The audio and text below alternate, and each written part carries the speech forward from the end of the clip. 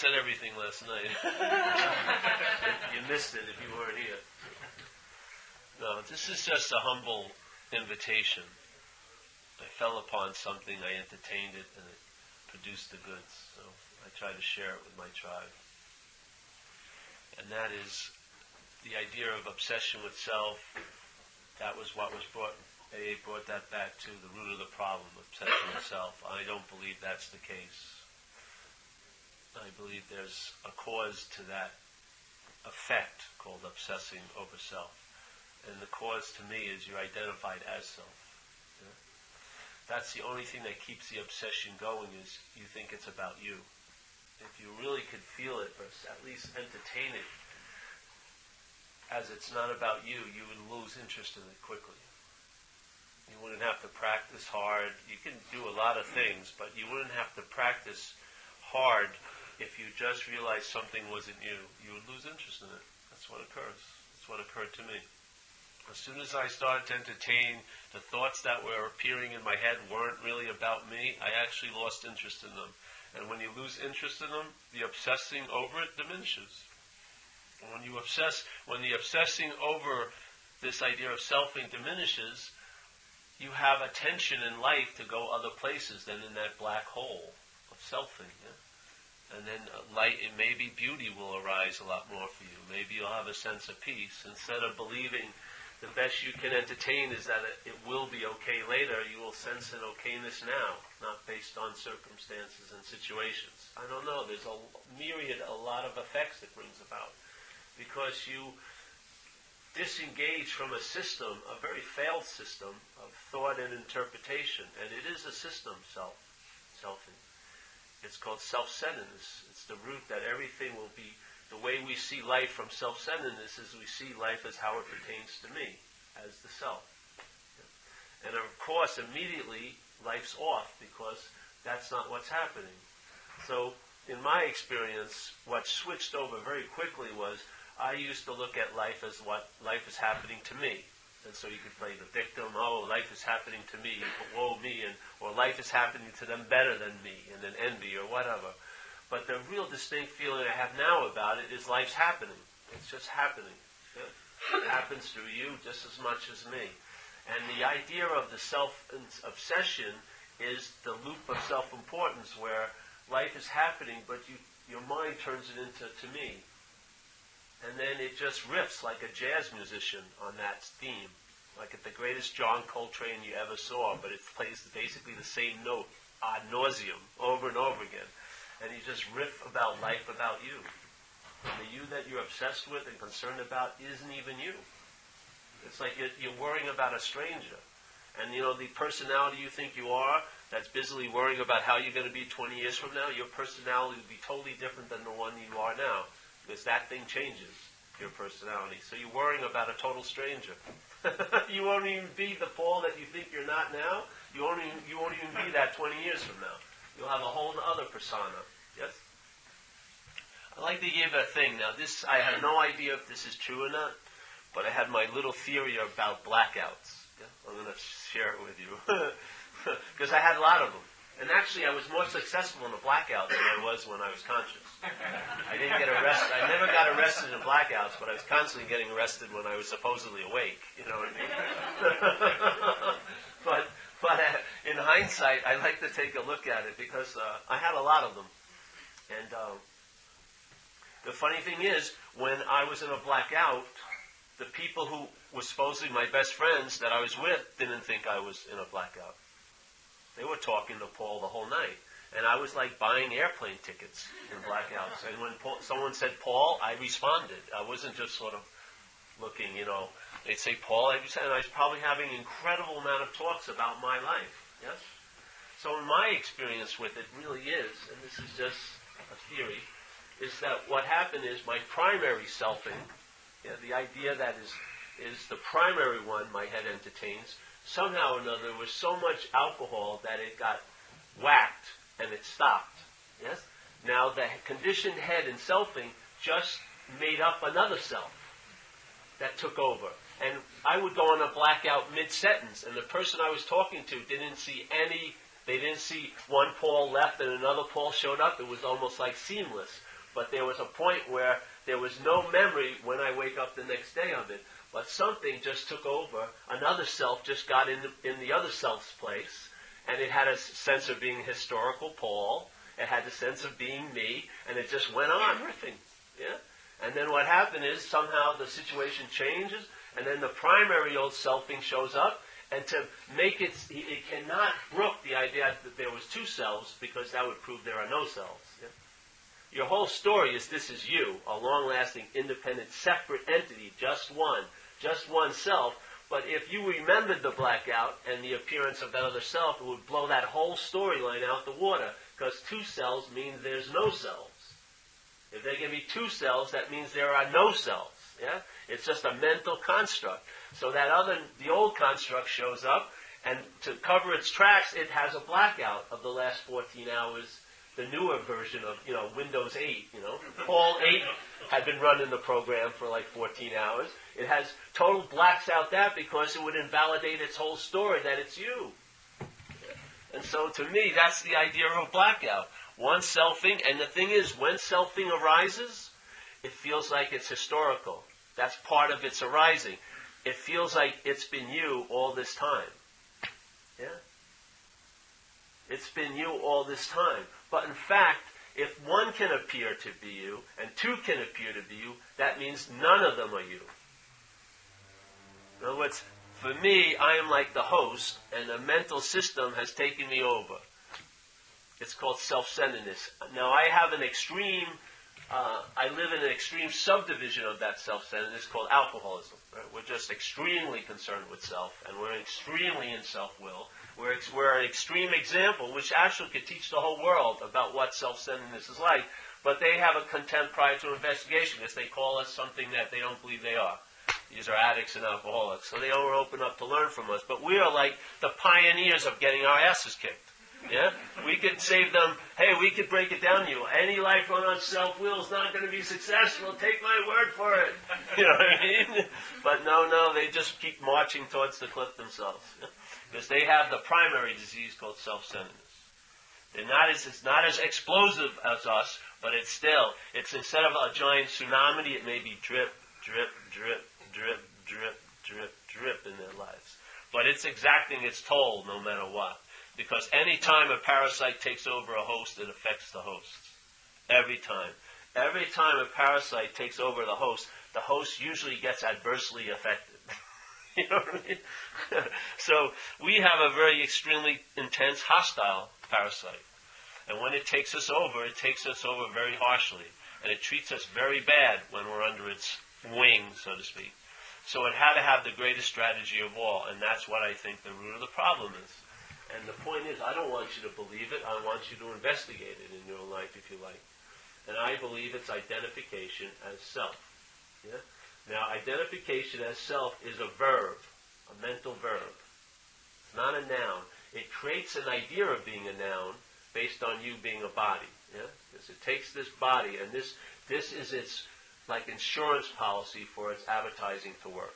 You believe you're a separate unit, and then it tells you what that separate unit is, which is this idea of being a self.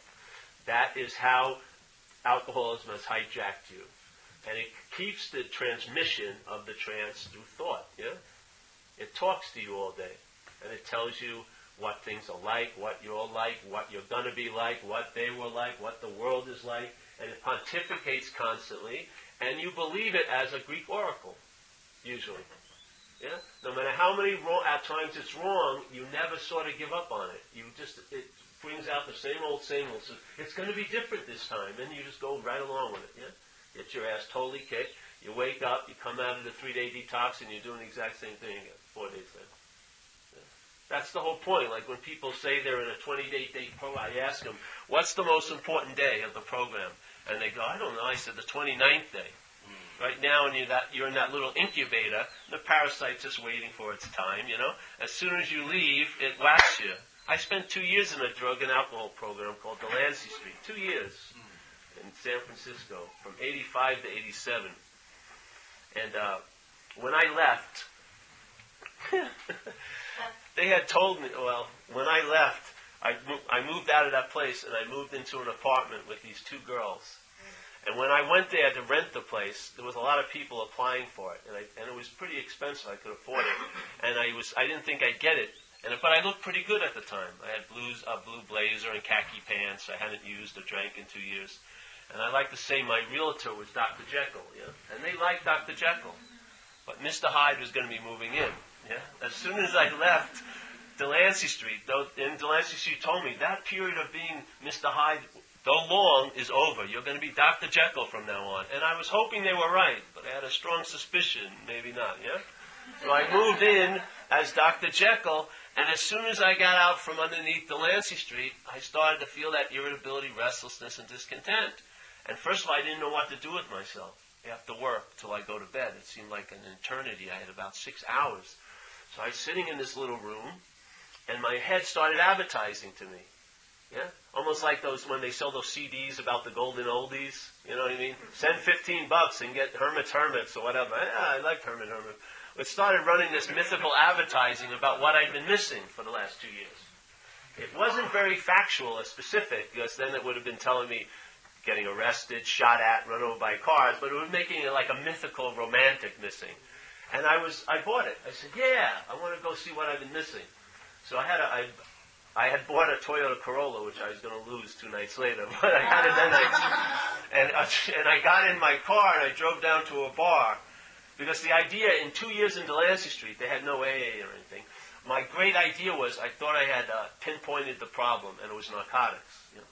And that was true. So when I made that statement in my head, that was true. But there was a little addendum, and my head said, but I can drink. Now, I didn't run this by anyone in the program, but I just filed it away. So I left, and I drive to this bar called the Rose and Thistle. We used to call it the Nose and Sniffle back then. I drive to the bar, and I go into it, and I go up to order a beer. First, I haven't drank in 2 years. I ordered a beer, and now being self-centered, I'm thinking the guy's been getting my newsletter, and he's going to say no, you know what I mean? No, you shouldn't have a drink, but he doesn't know me from Adam, and he gives me the beer. I drink the beer, the first beer, and I have impunity. Nothing happens. The AA police don't rush in, so I think, hey, this is working. So, of course, what do? I order a second beer. Halfway through the second beer, it's not enough for me anymore. I want more. And more, to me, was cocaine. So I looked around the room, and this old English dude used to sell coke when I used to go there, and he was still selling coke. He's got like a franchise, I think. Then. So I went and I bought a quarter gram of coke from him, and I went out to my Toyota Corolla, which I lost in 2 nights, and I did a line of coke, and it was like that movie, The Shining, when Jack Nicholson goes to that bathroom door, that here's Johnny. You ever seen it? Here's Johnny. I was totally possessed, to me, by that parasite of alcoholism. It took me over, and I went on a 10-month run from that night on, because I had 2 years of help. That's the only reason why it lasted 10 months. And I love that term run, because if you've ever been on one, it doesn't last as a run for a while, for too long. You're gingerly walking after a few weeks. They're usually limping. A couple more weeks, you're getting dragged, and then a few more weeks, you're back into incomprehensible demoralization. And that's what happened to me. What occurred is I was up in a trailer park, sitting in a trailer with a guy I didn't know, waiting for a mutual acquaintance. Hopefully he'd have some money or something. And I looked at him. We were passing a bottle of Royal Gate vodka. I don't know if you know the Royal Gate here. We have it back in it's like 80 cents a pint, We call it the gate you enter at the end, the Royal Gate, It's very cheap vodka. I watched it. I like it because I've seen bottles since then, and their customer service is incredible. Because they switched from all glass to plastic, knowing who their clients were. Before, we used to ruin your night when it broke. Now it bounces right back. So I was drinking a bottle of vodka with this guy, and I was looking at him. He had bulbous nose and varicose veins, and I said to myself, this guy's a bum. And he looked back at me, and I thought he's looking at me like I was a bum. Yeah? And I said, that was the moment of clarity for me. It was a typical day at the office.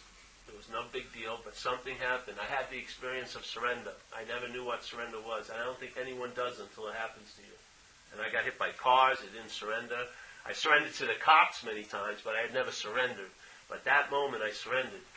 And I stopped, and I didn't have another drink, and I went out to a phone booth, and I called Delancey Street, and I asked if I could come back. But they'd been getting my newsletter for the last 10 months, and they knew what I'd been doing. They said, no, you can't come back. You've got maybe in about a month you can come for another interview, which didn't mean you'd get back in, just an interview. So I said the first thing, honest thing I said in 10 months, which is I don't think I have a month, because I could feel the terminalness of it. I was in bad shape. And what happened is in that trailer park, I had that moment of clarity, and it was like a CNN news flash. It wasn't much of a story, just a headline. And the headline was, I'm screwed. Yeah? And everyone who knew me knew I'd been screwed for quite a while, but it was news to me. As when you're in denial. It really is. It's like a fast-breaking story when you realize you're screwed. And so that had dawned on me, so I made these calls, and I called up a woman I used to party with, and I asked her with a lot of humility, I'm done, I'm finished, that's the last I'm ever going to drink, will you please pick me up? So she said yes. Took an hour and a half to get there. On the way, I had a miraculous recovery, alcoholic recovery I wanted to use again and drink. As soon as I got in the car, I started trying to talk her into getting a six-pack of Talls, cop the Coke, get the dirty magazines, rent the hotel room and stuff, and I don't think that equation had been that satisfying for her in the past, so she said, no, we're not doing that tonight, Paul. If you want a place to stay tonight, you got to go to an AA meeting. Now, when I went to this 2-year program, that was the same deal they offered me. If you want a place to stay, and I said, yes, you have to make a 2-year commitment. She's asking for 1 hour, so I said, this is progress, I'll go. And I went to my first meeting, 1988, and I've been sober ever since. So this little portal of surrender, though opened only for a few minutes, but a message coming from another dimension other than from my freaking self-centeredness, conspired from that moment on to a day later to get me to my first meeting, and I've been sober and clean for 21 years now. Could you imagine if you surrendered to that? Could you imagine, instead of looking at this to see its effects, that you would turn this way and see it? Yes? Instead of seeing its effects by how better your life could get better, but can you imagine you turned actually and faced it? So that's what occurred. I came into AA and I entertained these ideas that we share, and after years of doing that and looking at it, I was introduced to this new way of looking, not in AA. And it was the idea of looking at that the problem may actually truly be you, Paul. Yeah, that you don't have a problem, but you are the problem. And the thing is, the great news is you're not the problem, and that's your solution. So I started to look at life from this point of view. I started to entertain, and the first revelation I had was that the thoughts that were happening in my head weren't mine. And when I held the thoughts that they weren't mine, I traveled lighter with them. They didn't seem to have as much oomph anymore. I had some freedom from it, and so I just continued to do that. Then the first ones was, some of them I would see as alcoholic thoughts, and that would work. But now I see all the thoughts as coming from a failed system. Yeah?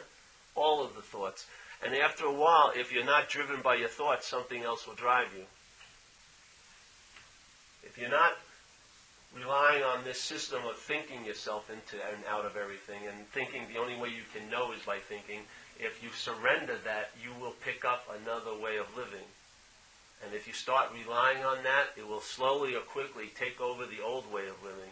And just like AA says, you will have a new attitude and a new outlook on life. It's not going to be a revised old attitude or a better working old attitude and outlook, but a totally new attitude and a new outlook. And you'll find a new happiness, not a happiness of that, oh, it's gotten better, I'm not in jail today as a happiness, but no, a happiness without an opposite. Yeah? A spiritual contentment that's not based on everything's going my way. So you'll have this new, and instead of having gratitude experiences, your view will be infused with gratitude. Yeah? Your whole apparatus will shift. And what enabled that to happen for me, seriously, is just going to the central core of the old system, which is self-centeredness, and that's self. Yeah? And I said it's not obsessing with it, I'm identified as it. So when I think about a solution, I'm thinking from the problem. Yeah? So every time I think from the problem about a solution, I make that solution actually a problem, in a sense. And I didn't even know any better. I'll give you an example. I don't know if you've ever heard of a bug called Candida. You ever hear of that? There are a lot of bugs in you, inside your intestines. Some are good, you get like from yogurt and stuff like that, and some are bad. Yeah? So I've had digestion problems most of my life, so I started eating like people, very well-intentioned people, and very good books would say, well, you need probiotics, you need these acidophilus and all this stuff in your stomach. So I would put as much of this stuff in for years, couple of years, religiously, the highest quality, yes? And then I had my shit examined. Yeah. And they came back with the results, and there was no trace of any beneficial flora in my system. Now I had done all these practices, I'd been eating perfectly, I've been eating all this yoga and everything, but I wasn't recognizing there was a dominant parasite in there that was eating everything up I was putting in. And everything I did had absolutely no effect on my basic condition. That's what it's like if the identification as self isn't seen through. No matter what you do will be tainted by who thinks it's doing it. You'll be identified as the doer and the haver. You'll be claiming the thoughts as yours, and the feelings as yours, and the body as yours, and the time as yours, and the right to have your opinion and all this baloney, and you'll be bound by that my and why. And it doesn't matter what you do, this parasite is freaking strong. It's going to override all the good works you do. You'll get some relief, just like I did, but the chronic dilemma wasn't healed because I wasn't getting to the root of the problem. It's like if I have a cold and I buy $500 worth of flu medicine and I take it religiously, I'm not going to get true relief. Some of the same symptoms will be relieved, but the true chronicness of it won't be addressed because I misdiagnosed myself. So for me, it was really important that finally when I heard this, it became the last answer, and I haven't gotten any other downloads in like about 14 years, that the last answer to me is the root cause of the dilemma is identifying as a self. Identifying as a long-lasting, independent, separate entity, being a body. Yes? And if you believe you're a body first and foremost, the most you can hope for is to become spiritual.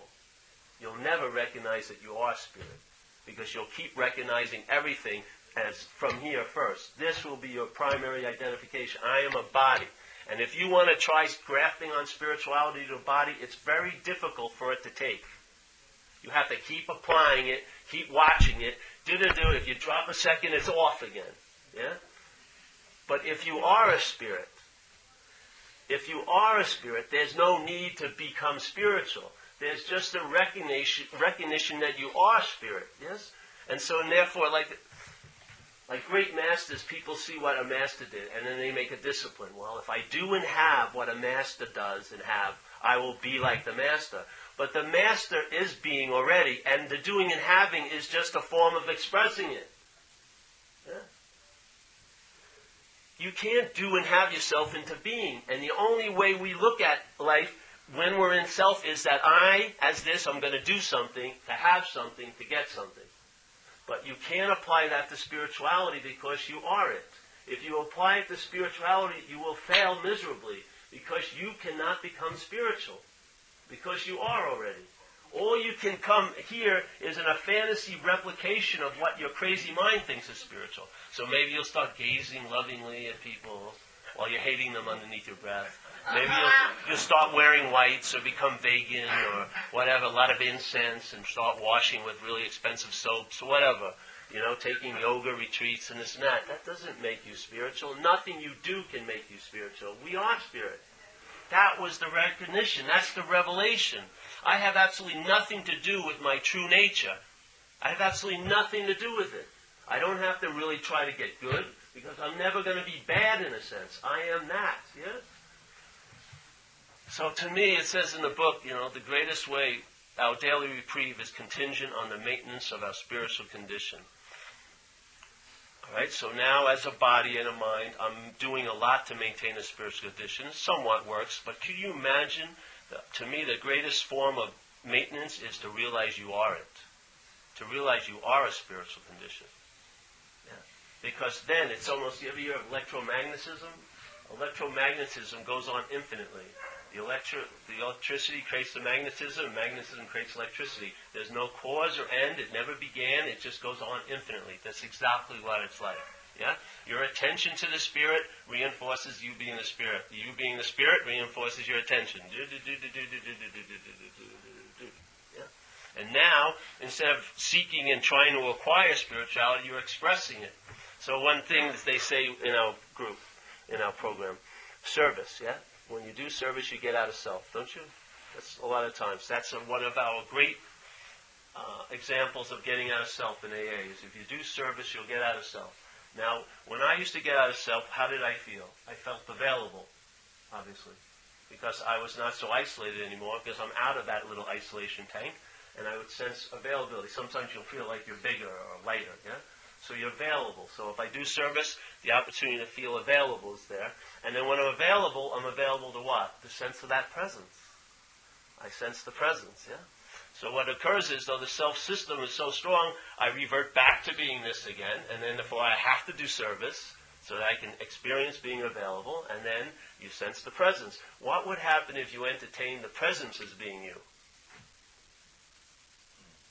That you're the presence that you're thinking you're feeling as a body, but you're actually the presence. If you're that presence, then you're always available, and if you're always available, you're of service. What is service but to be available? Yeah?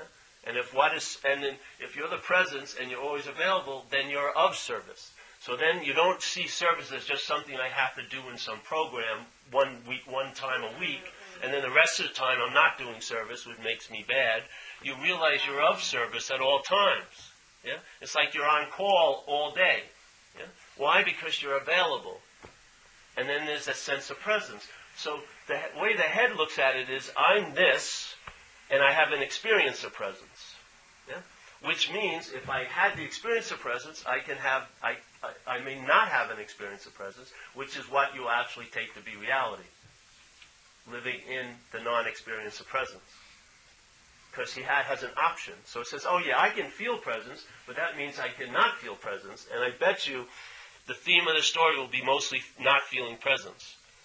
But when you are presence, that whole thing's out, yeah? That's the fact. You are presence. And so you have an immunity to your head saying, oh, I need to get present.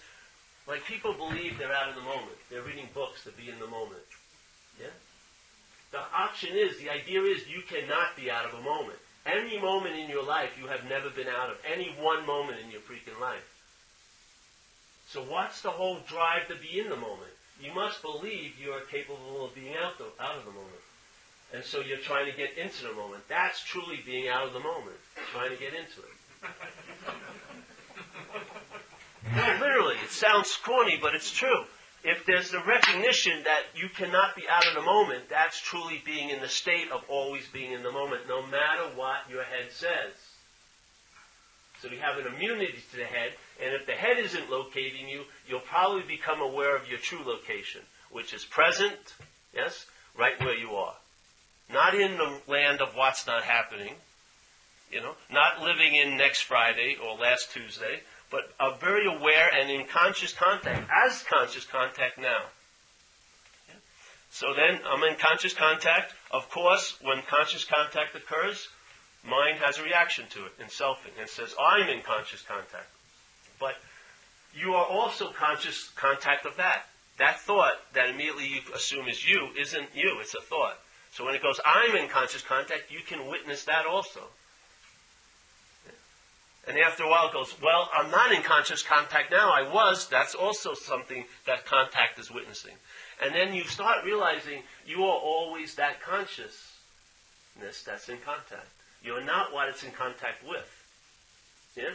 Most of us have been in contact with thoughts for so long, we've assumed we're what the thought's implying. But we're actually the awareness of the thoughts. And so it doesn't matter if the thoughts are good or bad, they always reveal your true nature, which is the awareness of it. Yeah? For you to feel shitty today, you had to be aware of a thought that was telling you you should feel shitty today. Or let's say if some feelings are insinuating you feel shitty, there must be awareness of those feelings. Without awareness, you don't have a life. Yeah? And there's awareness when you're having good thoughts, because you're not having them, they're just thoughts. And there's awareness of what you would call bad thoughts. The awareness never goes out because a bad thought happened. Yeah? It's just as aware when it's a good thought that you're saying or a bad thought. The awareness is always the constant factor of what you call your life. Yeah?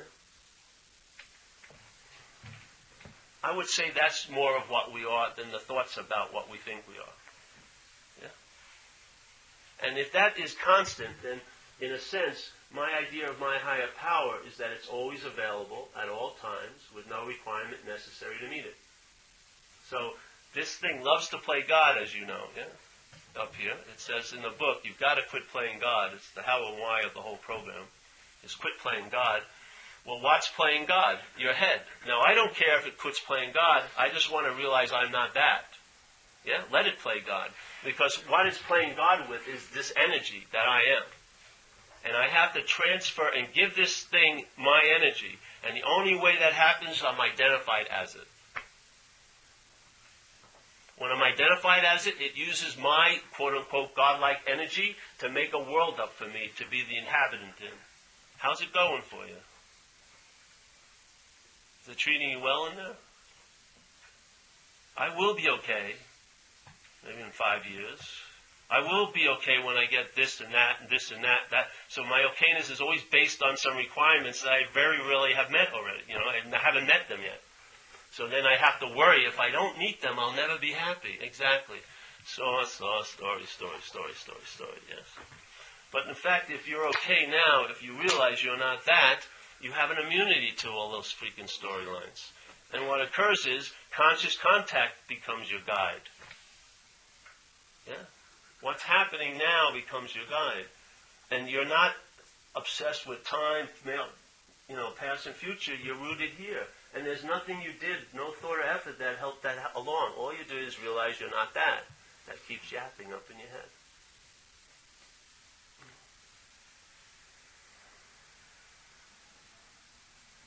And the proof is in the pudding. You'll see it in your life. You'll start traveling lighter. You'll start outshining circumstances and situations instead of having your light dimmed by them.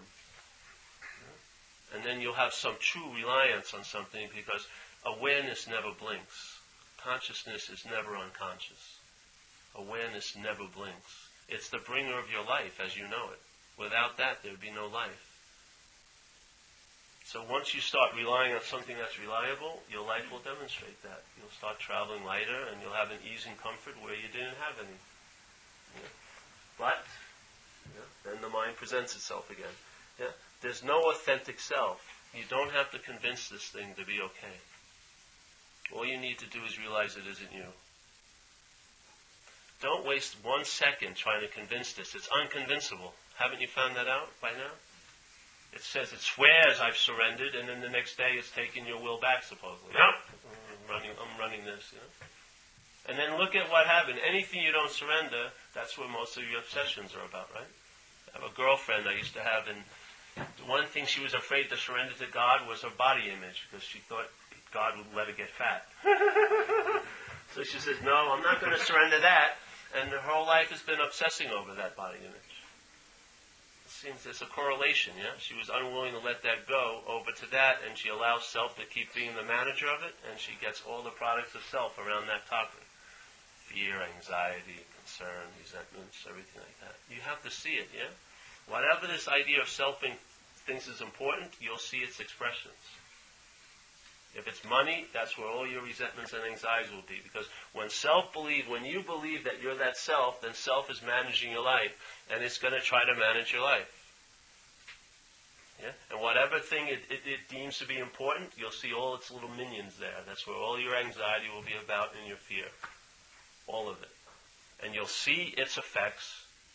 You'll recognize that tree as being bad by the fruit. And we've had enough of it. Right? We've had enough of the fruit of that, haven't we? How much more do we need to be convinced that we're living in a failed system of thought and interpretation? Yeah? But we believe we're identified as it. If you identified as it, you can't entertain being free of it. It's just a dilemma we run into. The mind cannot entertain being free of what it thinks it is. It has to go the route of therapy and getting self-esteem and trying to socialize an unsocialized beast. And, maybe I can actually enjoy a barbecue for once or whatever, instead of making a big scene. These are our big successes. Oh, great, wonderful. And my idea of success after a few years of alcoholism was not to be arrested. Oh man, I've had high dreams. What's your idea of success? Be a Marine biologist? Not to be popped this week. Oh yeah.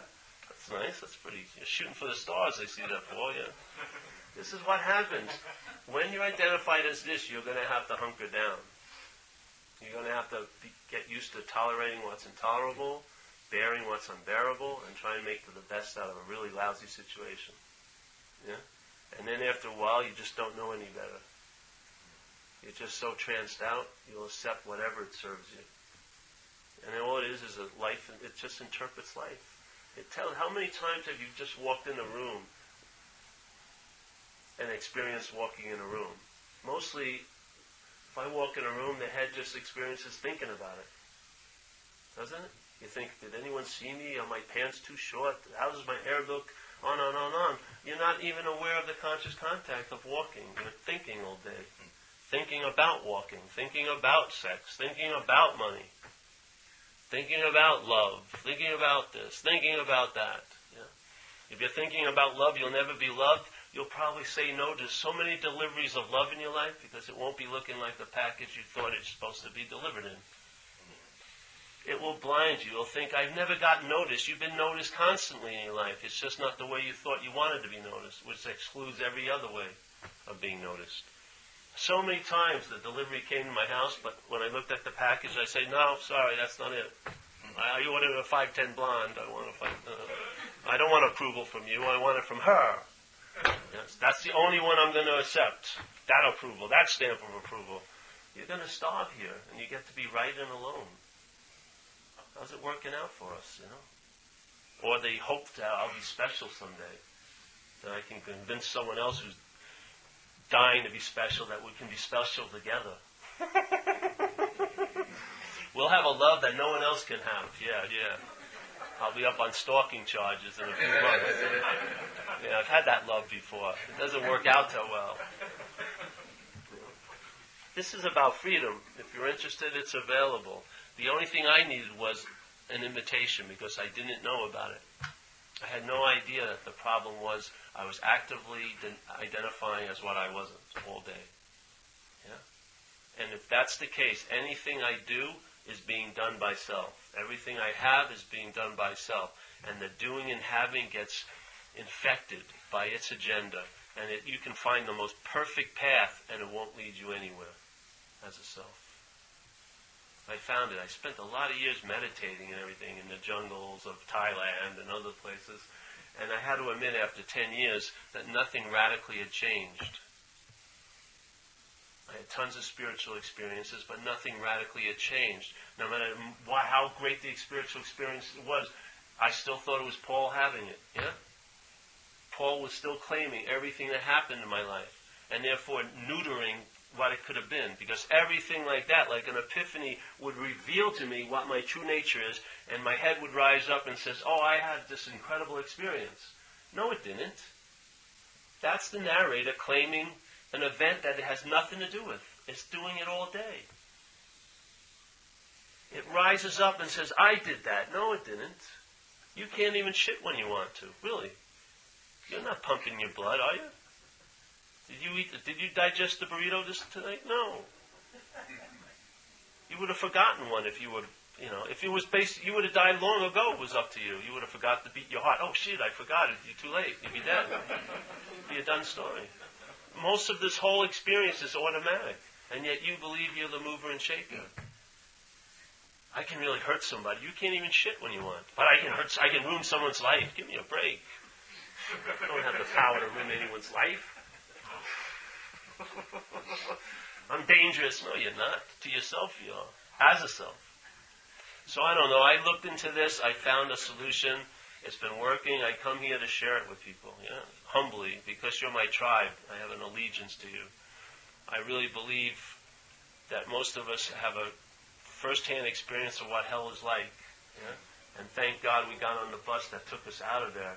But that bus isn't just about not being in hell. There's some place it will take you. Like an old priest in the beginning of AA said, most people experience in the program is a moving away from hell, not a moving towards heaven. Yeah? But after a while, when you move away from hell, the fire gets cooler. It doesn't motivate you anymore. There's got to be something else that pulls. And to me, that's freedom. Yeah? Freedom. Freedom to me from the bondage of self. And the bondage of self didn't happen one day. It's happening all day by listening to your head without any knowledge of what's actually going on there. It's just trancing us out all day and using us for transportation. It's a possession. And the thing it fears most is you waking up to it. Because if you wake up to it, you will stop giving it your energy, and then it doesn't have any power. The parasite has no power on its own. It's living off of your power. And it gets your power carte blanche because you're identified as it. If you weren't identified as it, you would have thrown this hostile parasite off a long time ago. But you can't seem to entertain being free of it because you think it's you. You really can't. The way the mind is cannot entertain what it thinks it is, that it can be free of it. That's why people shoot themselves in the head. They don't shoot themselves in the elbow usually. It's usually the head, because that's what's driving them freaking crazy. That's where the parasite has hijacked or jacked into the thought system. Yeah. So, this is all I needed was an invitation, just like I'm offering you. And that got me going. I started to entertain it. And you know something? If you entertain something that's true for you, the power that happens is unbelievable. We're incredible entertainers. You've been entertaining what's not happening and make it seem like it's happening, haven't you? You can sit down and think about Friday and let it override Wednesday night. That's the power you have. You can make something out of nothing. What's not happening is not happening. Yeah? Yet you can go in there and pull tons of anxiety out and experience anxiety now. It's like a harvest of like an imaginary field. And you go in there with thinking and you harvest all this anxiety and you get to feel it as a body now. Short of breath, worried, nervous, and therefore obviously there's no threat in this room now. You must not be responding to what's happening. You're in the habit of responding to what's not happening. Yeah? And up in that world, anything can happen up there. And usually I found 80% is not good in the fairy world of what's not happening, especially for alcoholic minds. 80% is usually on the negative side. So you're not worried about I'm going to win the lottery. You're worried about I have cancer. Yeah? You're not entertaining great things. You're entertaining scary freaking things. Yeah? So that fear, that your anxiety that you're experiencing right now is a product of what's not happening. That's your antidote. It's recognizing it's not happening. Why do you keep dealing with it as if it's real? If you bring about something out of what's not happening and you deal as if it's real, that's what's giving it its reality. The solution is it's an imaginary problem. Anxiety is not fear. It's mentally contrived by thinking about what's not happening. What would be the solution to that? Having therapy about what's not happening? Or a recognition it's not happening? Why do I want to spend 3 hours talking about the reality of what's not happening? Every second I'm talking about, I'm making it real, more and more real. I just want to realize it's not happening. There you go. What are you worried about? Nothing. All right. There's your solution. Well, let's get into the worrying. Why do you worry? No. What are you worrying about? Nothing. There you go. Let's look at the nothing. I bet you it'll affect the worrying. Nothing? Yeah. No worry, yeah? Why give it life? Why believe what's not happening?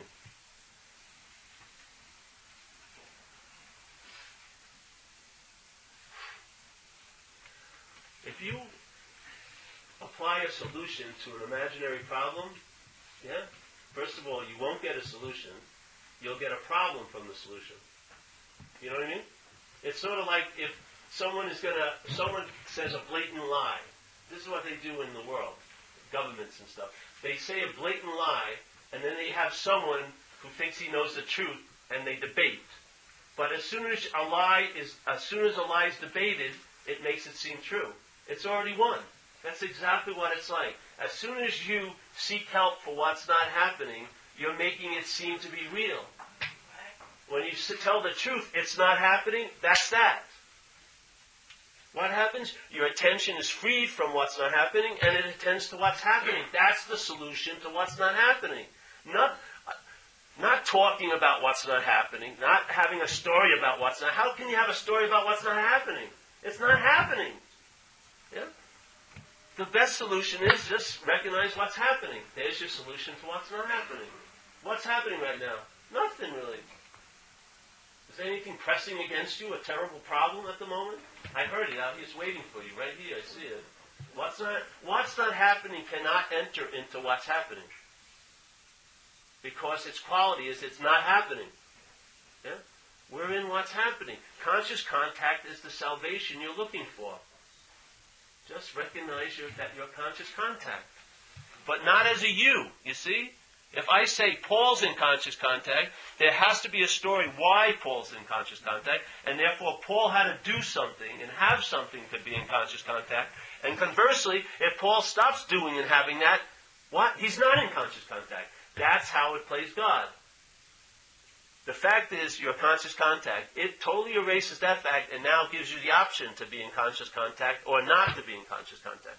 And most of our experiences are in not being in conscious contact, wanting to be in conscious contact, when all there is conscious contact. It's a simple recognition of what's so. Yeah? And then you'll have a barrage of thoughts trying to convince you otherwise. And if you hold to your spot, you'll have an immunity to those thoughts. And after a while, maybe out of 100, 90 of them will grab you. After a while, maybe only 70 will grab you. Then 50 will grab you. And then your immunity will get stronger and stronger and stronger. And no matter what, whatever evidence that's false is appearing in your head, it won't appear real because you won't give it life by believing it. The point of FBAR, false evidence, appears real. Who's playing the biggest role? You. False evidence appears here, but to you, as a self, it appears real, that it manifests now. The solution is at the false evidence. When you recognize it as false evidence, anything that's not happening right now to me is false evidence. With that recognition, it doesn't appear real, because I don't give it my juice. Yeah? So it's false evidence. It's seen to be false evidence. It doesn't have the ability to appear real. Boom, gone. Maybe some more false evidence will come. Same immunity, though. False evidence, not appearing real. Boom. It's only when it appears real to you that it becomes fear or anxiety. You play a huge role in your life. You're not a victim. You don't need a savior. You have the ability to be awake right now with no purification, no practice, nothing. You are awake. It's just a recognition of it. And why not start now? If you see a thought, you must be conscious. Consciousness is your nature. Not the thought, the consciousness of the thought. And every thought that's seen is seen by consciousness. Everything that's heard is heard by consciousness. Everything that's felt is felt by consciousness. So everything that happens that the head's claiming, I'm hearing, I'm seeing, I'm feeling, I'm thinking, all of that is the act of selfing. All there is seeing, feeling, tasting, touching, smelling. That's conscious contact. Yeah? The head reacts to it and says, I'm in conscious contact, and then the story of Paul begins. But it's all fueled by the initial living, which is conscious contact. Why not just stay there? See how that informs you. If conscious contact becomes your guide, it's like living in a state of what you would call an intuitive thought. There's like a knowledge, a pre-knowledge before things happen. You have a sense of things now. You don't have to wait for the narration to come and say, oh, I thought about it, now I know what's happening. It's already gone. As soon as you think about it, the experience is over. Yeah? That's what's going to happen with people. If you're living your whole life listening to the narration is always a second late. Something happens, yes, and the mind reacts to it and then tells you a story about it. So by the time you attend to the story, the moment that the story was about is already gone. Yeah? Can you imagine if you got in the habit of only listening to this? You'd be checked out in your life, and you'd be waiting for your head to tell you what happens. Yeah? Just like people go to work, and it's amazing to me. At 8 o'clock at night, they finally figure out they had a bad day. Wouldn't you know it was a bad day when you were having it, if you were awake? Work was terrible today. When did you figure that out? About 12 at night. Oh, shit, that's good. Weren't you in the day while it was so terrible? Well, yeah, but I didn't know it was terrible until I got home and thought about it. Exactly. Yeah. So can you imagine if you're in that habit and you're waiting for your head to tell you what's happening, and then you have the last moment of your life here, yes? And the apparatus shuts down, and the head is part of the apparatus, and you're in limbo because you're waiting for the head to tell you, and it can't tell you you're dead. You missed the last bus out of town. You missed it. You're waiting. Something tell me, what's happened? There's no, where's my narrator? It's gone. You're dead, it shuts down. The voice is part of the head. It's not. When this body ends, the voice ends. And if you're waiting for it to tell you what happens, you'll miss it. Yeah? Can you imagine you live your whole life and you miss the last moment because you're waiting for something to tell you what happened? Well, fuck it, I missed the news. You've been dead. What? Oh yeah, you missed it. What do you mean I missed my own death? Yeah, you were waiting for someone to tell you what is happening and it was too late. Oh yeah, okay. Back on the wheel of life again. No, I don't want to be an alcoholic again. No. So, yeah, this is just a humble little invitation. Check it out if you like, if you don't. It's like a piece of cod, you know. It's not a battle between salmon and mackerel and cod. I have no opinion about salmon and mackerel. I'm just putting out a piece of cod. If you want to check it out and you like, you can sushi it. You know, do whatever you want with it. Try it out. If it works for you, far out. If it allows you to travel later, fantastic. You know, it's not about right and wrong. It's not a substitute for anything else. You don't get a free pass not to do the steps if you entertain this. None of this happens. You just go on as you're going on, but you'll be much lighter as you're going on. Yeah? And that's what I wanted. I wanted an ease and comfort in my own skin. I wanted to feel that peace that I spent $500 for at night trying to get. I want to feel that high, that happiness, freedom and joy, and I feel like I've fallen upon it. Yes. And from not being that idea of self, I get a very good view of it. I see it. Because I'm not seeing life from self. I'm seeing self from life in a way, and it's just something that's constructed every day. You can see it. It's constructed. It's not real. It's just a system that has this one great strategy. The system convinces the host that it's you. Yes. So you end up, and it's amazing. You defend its opinions, don't you? You'll die for it to be right. You're calling every anxiety you have yours, every resentment yours, every act that you ever did, you think you did it. And yet in our book it says that self has defeated us in so many ways, and we're now going to look at its common manifestations. Resentment, fears, and harms done to others are obviously expressions of self in your life. And yet every time we get taught an inventory, you're going to look at your resentments and fears and anxiety. That is the perfect diagnosis of the root problem, which is identification as self. Self's expressions are coming through you into life, and you're claiming every one of them yours. Yeah. You have to clean up the mess. You have to protect it. You have to make stories about it. You have to have secrets so that no one finds out what a terrible self you are. You know? Have you never noticed if you are afraid to feel like a fraud, you feel like it thousands of times, don't you? If there's a fear, I don't want to be a fraud, you have thousands of experiences when you feel like a fraud. If you become at peace about, I'm a fraud, who gives a shit, really? And you never have to feel like one. You know what I mean? You're freed from it. You're freed. You can just relax. Yeah. But this head is amazing. I mean, I remember when I was a kid, I had that relaxed awareness. It was beautiful. Then I grew into this incredible yappa where from that day on, I never did anything. It was always thinking about what I did. Yeah. Going to make a jump off a high diving board. I wouldn't try one for 8 years because I thought, what if people see me not be able to do it? That would kill me. So I never even tried to make that dive. 8 freaking years. Every time I climb up on the ladder, get to the thing, get ready to jump off, my head would just be yapping. What happens if I look like an idiot? You are an idiot, Paul. Don't worry about it. No, it'll kill me if I'm seen as an idiot. I mean, thousands of people are seeing you already as an idiot. Yeah? It's insane. So what happens is your life gets smaller and smaller, doesn't it? You go to one party and someone says something bad to you, your solution is never go to another party. That works great, doesn't it? You're never going to ask another woman out on a date again. Why? Well, she said no to me. All right, that's it. Rest of her life. All right? Hunker down. No more dates ever. I can't handle that fear, that anxiety. Terrible. I'm not going to do it anymore. So you end up never asking for what you want and then bitching about what you have constantly.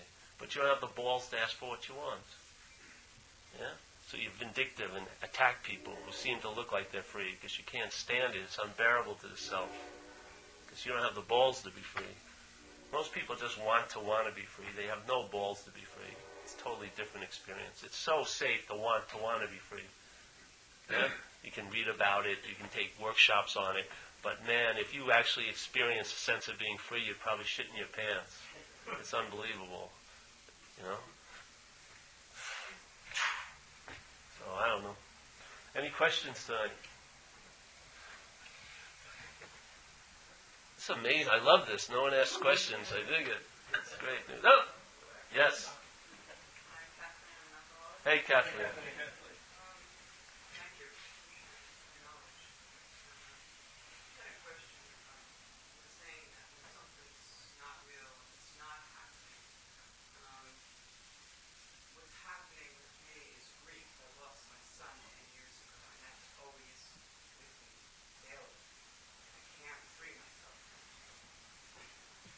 No, it should be. Can I just jump in something a second?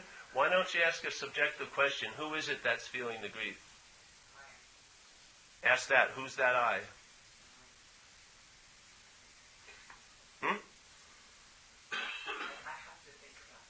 Yeah, don't think. See, that's the answer was not in before the thinking of it.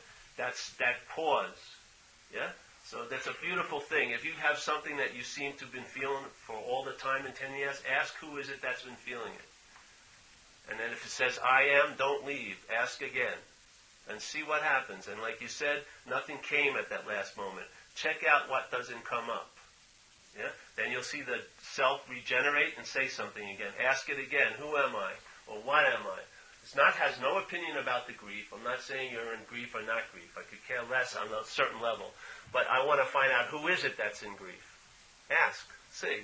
And you know what may happen? You may find out that the grief was there, yes, and to self, it's a freaking gold mine, to self-centeredness. Yeah? It can entertain, it can harvest so much out of that real experience of grief, and you've been maybe tilling that field for 10 years now, and it will probably keep tilling that field for 30 more years. Yes? It's not invalidating the grief, it's not this, but you have to look at, if you ever read that story, Freedom from Bondage, in the AA Big Book, it's a lady who talks about when she gets sober, she realized that she would have to give up her resentments if she was going to stay sober. And it seemed like it was quite easy. And she saw he had this one story about this one resentment about a mother, and her story was, if I had a chance, I would get rid of this resentment at the drop of a hat.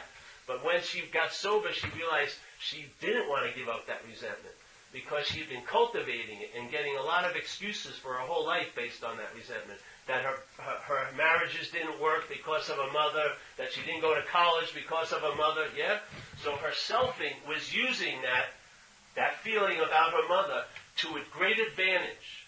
It was running a huge story about that. Now, there was a truth to it, but it was elongating it and then making it into a whole other reason. So 10 years of grief, something else may be harvesting that grief in you. And I would say that would be what I call selfing. Yeah? And maybe if you ask a subjective question, it's not saying don't have grief or have grief. I'm not talking, I have no opinion about that. But just ask who it is that's in the grief. And you may find out that what you truly are is free of that grief, but in the most honorable way already. Yeah? Thank you, yeah.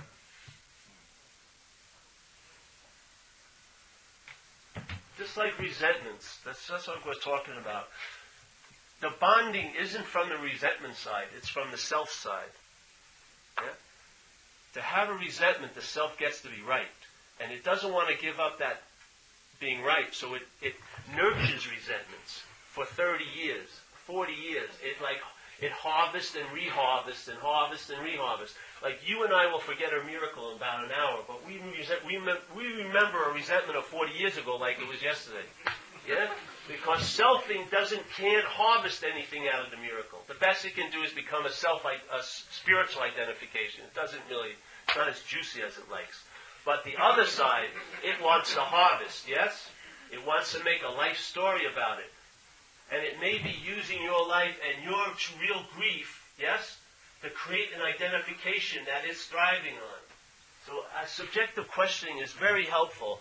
Ask who it is that is grieving, or ask who it is that's worrying about next week. You may find out it's not you. And if it's not you, it gives the possibility for that worrying to change. Yes? Because awareness gets brought to it. And when awareness lights on something, it gives that something the possibility to change. Yeah? If self's running a story about it, it wants that thing never to change because it's milking it like a dead cow. I was wronged once and I hate men forever or whatever. And it's like... And you say, well, I would really like to let it go. You would really like to let it go. But the parasite doesn't want to let it go. The parasite wants to harvest that crop over and over again because it gets identification. You become identified as it. You become the one who's been grieving for the last 30 years. It's a story. It's not talking about the grief. I honor that grief, and so do you, but it's the story around the grief. How the self is using your own grief about the loss of your kid to create an edifice of selfing. Yeah, this is what I really sincerely don't like about the parasite. It takes beautiful, authentic feelings and it distorts them and hijacks them and then makes a story out of them.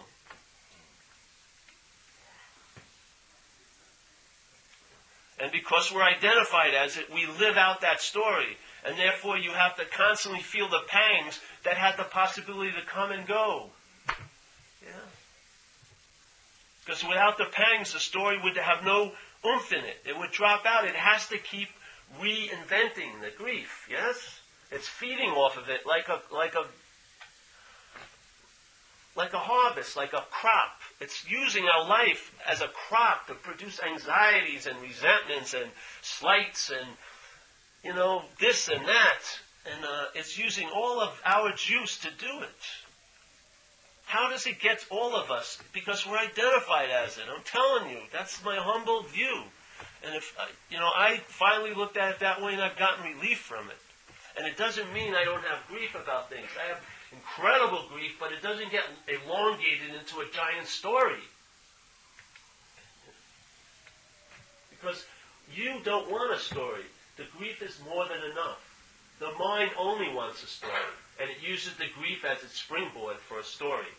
And therefore, it wants to keep reduplicating the story, so it has to keep re-feeling, like a resentment is to re-feel. We're re-feeling and rethinking all day. Resentment is not just the one thing we re-feel. We re-feel everything.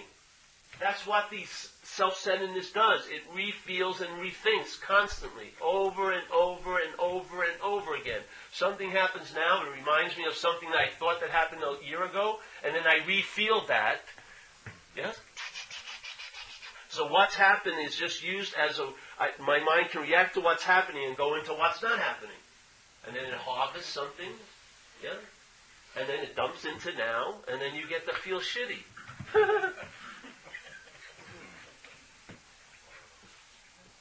Yes? My name's Doug, I'm not Paul. Doug. For some reason, I sort of understand what you were saying, but I haven't heard what you were saying for many, many years. I'll go back to the 60s. Madison Square Garden had a seminar, I guess with a person like yourself, saying a lot of things that you said. And it was like for 2 nights, and it was called S. It was, a lot of things that you said. A lot of things that I had forgotten over the years because alcoholism took me places that I couldn't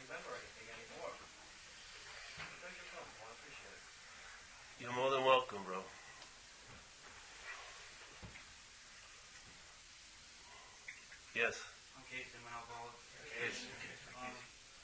When you recognize that you're nothing, like that you're not your thinking, who recognizes that?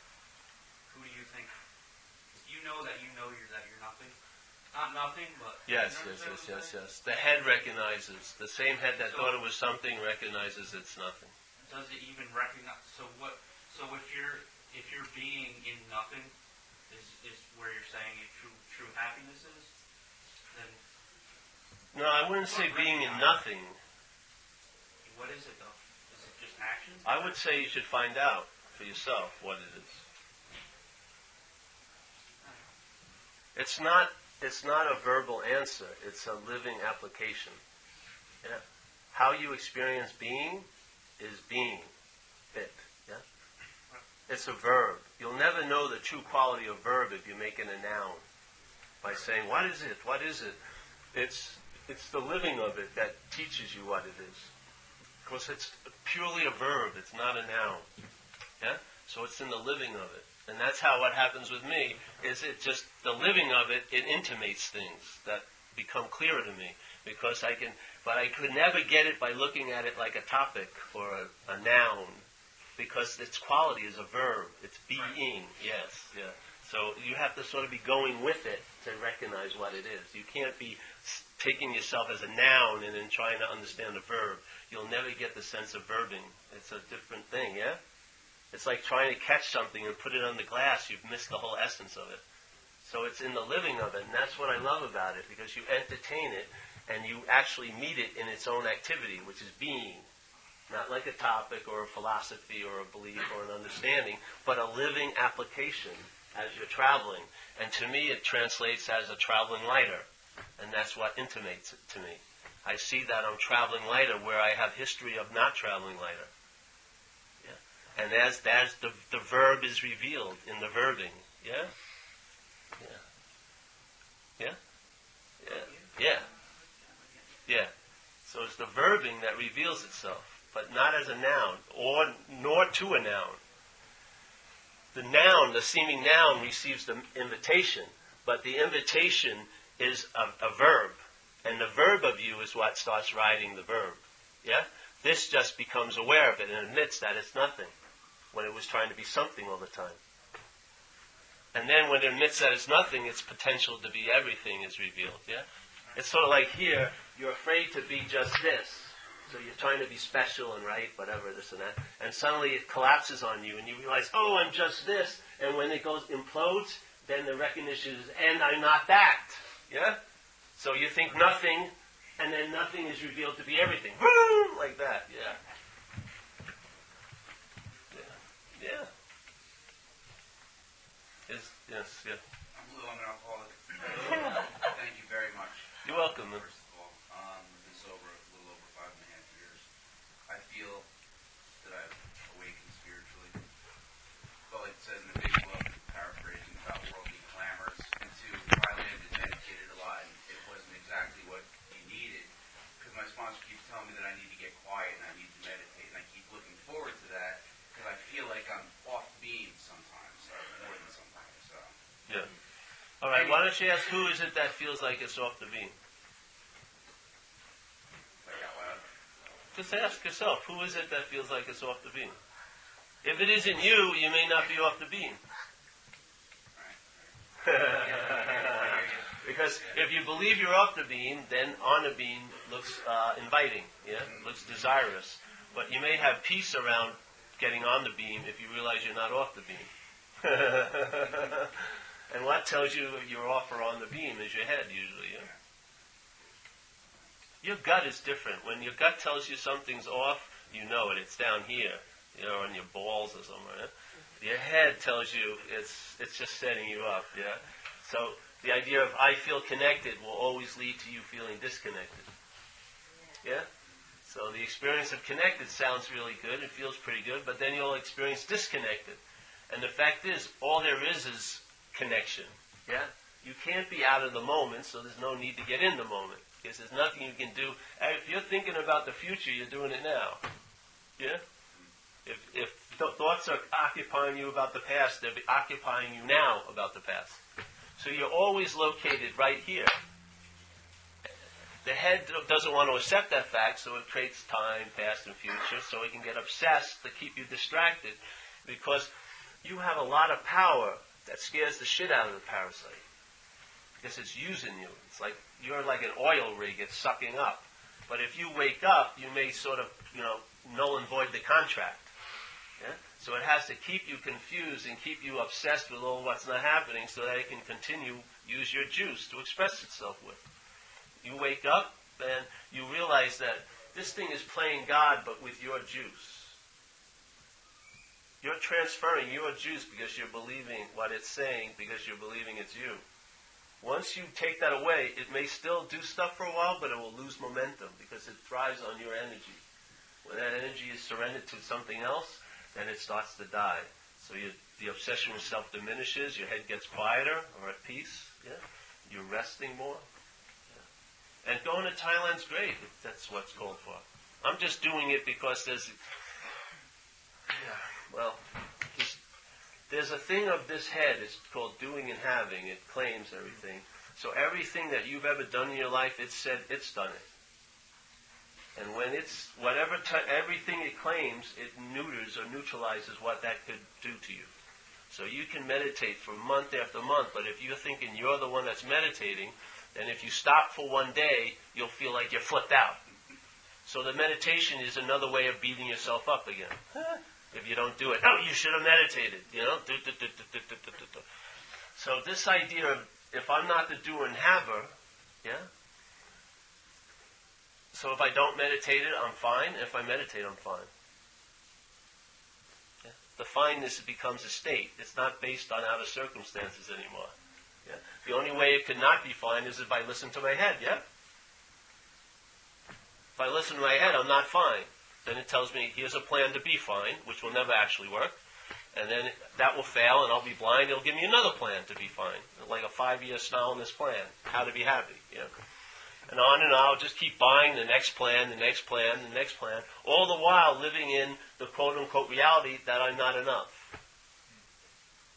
That I need to be saved from some outside source. Or someone's going to have to bring love into my life. No way could love bubble up from here. I must find it on an outside source and do anything I can to get it.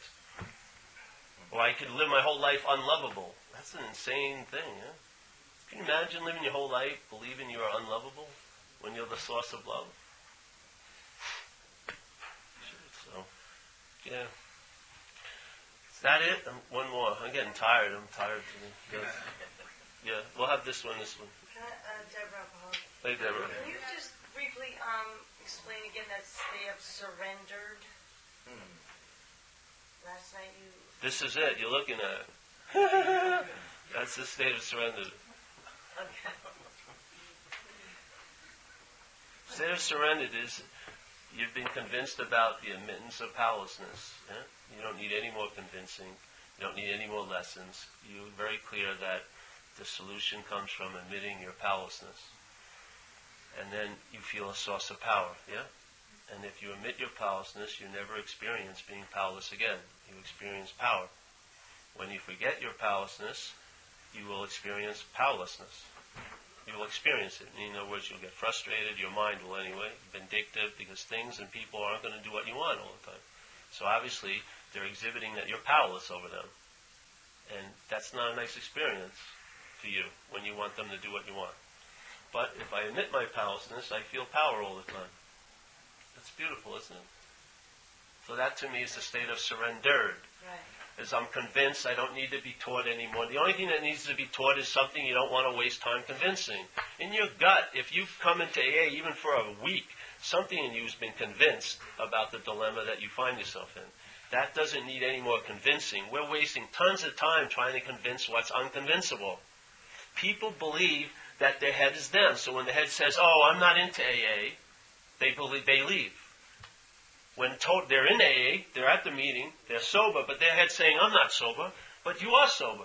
You're at the meeting. No, I'm not really sober. I'm thinking about something else, whatever. Why waste time convincing this? It's unconvincible.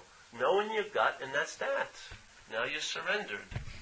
Let's get on with living. Yeah. That's what I mean about surrendered.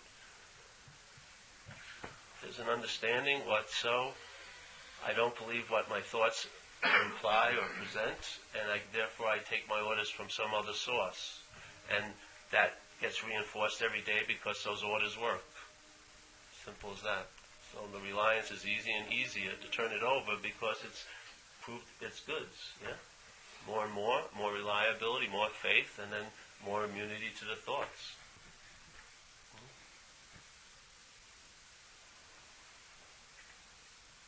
Yes, Lily, you want? That was pretty much my question. Oh, great. 2 in 1. That's what I needed. Thank All God. right, there you go. Thank you. That's it. Did we pass the basket?